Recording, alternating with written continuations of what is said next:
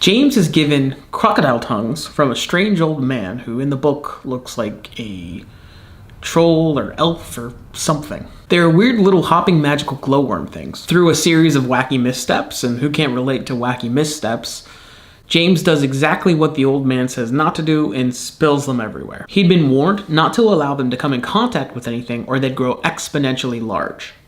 When something is large, it is seen. I mean, I grew up watching the movie Big too. Could do a whole thing about Splash and Big and Tom Hanks and all this. But we just want to be seen.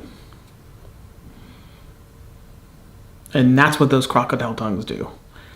They make something seen. As a parent of 2 young kids and a former kid myself, I get it. We all want to be seen, we all want to be heard. Some of us might sing songs about it, or demand it via He-Man toys. He-Man, He-Man.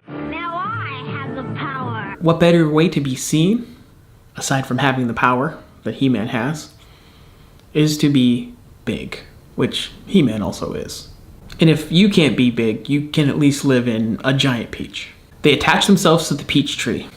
A peach sprouts and then grows and grows and grows and grows and grows and grows and grows and grows and grows and grows and grows. The massive peach is exploited by Spiker and Sponge, and James is used as a prop. James eats his way into the peach, and we transition into the surreal world of stop-motion animation via Henry Selick. I think that there's something about Roald Dahl that will always be timeless with kids. It's about kids solving problems, kids faced with hardships, usually wicked adults, usually not their parents, although sometimes they're parents, sometimes the parents are just not caring. It's about them overcoming odds with a lot of humor, with a lot of invention. The themes of abuse are much stronger in the book, as is the nature of the world in general as a cruel place. The movie does very much soften those things. It was a Disney movie after all. The world of the book is a downright mean, awful place. When the peach rolls free, it doesn't just result in the gag where it crushes the car as it does in the movie.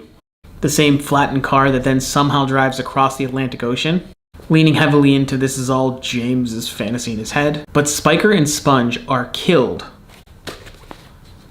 when the peach flattens them. And when it went bump, and the centipede shouted, "That's Aunt Sponge," and then bump again, and that was Aunt Spiker.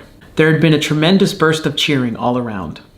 The book's payoff is brutal and immediate, and keeps the focus on James and his journey of transformation throughout this story.